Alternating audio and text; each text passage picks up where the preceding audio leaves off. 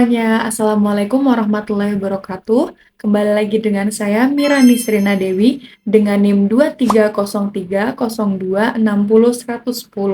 Mahasiswa Prodi Pendidikan Bahasa Arab UIN Wali Songo Semarang. Nah, teman-teman pernah nggak sih kita itu ngerasa ketika kita lagi sedih, kita lagi marah, kita itu jadi gugup, kita jadi susah untuk merangkai kata-kata.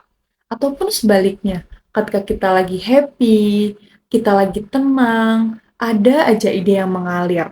Nah, itu kenapa ya perasaan dan emosi itu bisa saling berkaitan gitu loh dengan cara kita berpikir dan cara kita berbahasa. Di video kali ini, saya akan membahas tentang hubungan antara emosi, bahasa, dan kognisi. Secara ilmiah, bahasa, emosi, dan kognisi ini sendiri itu merupakan 3 pilar yang berkaitan di dalam otak kita.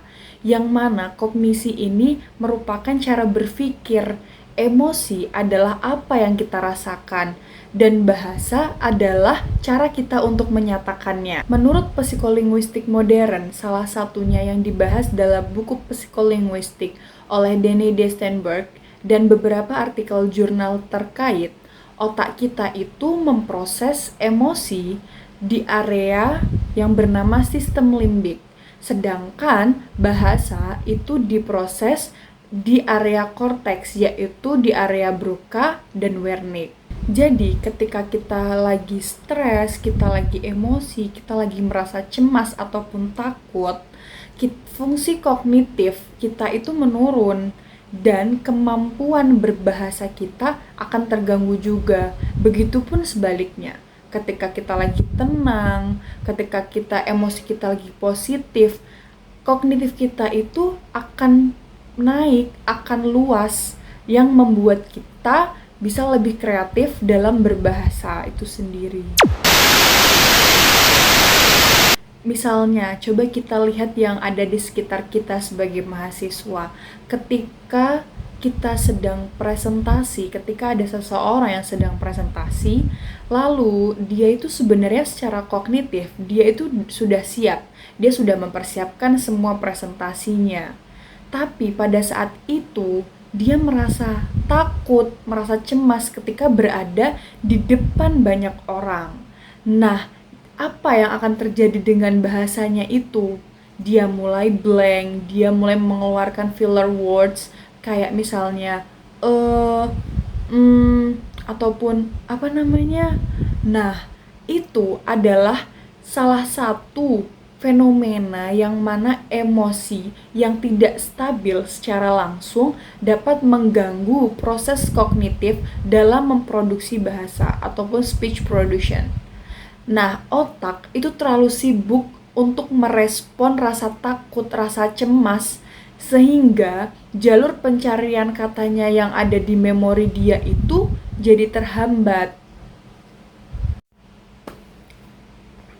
Lalu, kenapa sih pemahaman ini itu penting, apalagi bagi kita yang disiapkan untuk menjadi seorang pendidik di bidang pendidikan ini? Tentu manfaatnya akan sangat penting sekali. Karena kenapa? Dalam pembelajaran bahasa, kita sebagai seorang pendidik itu harus bisa sadar bahwasannya menciptakan lingkungan kelas yang menyenangkan, yang bebas dari tekanan emosi negatif itu adalah sebuah kunci. Karena kalau misalnya siswa itu takut, cemas, atau tertekan di dalam kelas, kemampuan kognitif mereka itu akan terkunci dan mereka akan kesulitan untuk menangkap materi ataupun mempraktekkan bahasa yang sedang dipelajarin. Bahasa itu akan berkembang secara optimal ketika emosinya itu berada dalam kondisi yang positif. Jadi, kesimpulannya, bahasa itu bukan sekedar kata, tapi juga cerminan dari apa yang kita pikirkan dan apa yang kita rasakan. Ketiganya itu bekerja sama secara simultan. Dan jika ditanya, apa sih sebenarnya konsep tersulit yang dipelajari, yang saya sudah pelajari ini?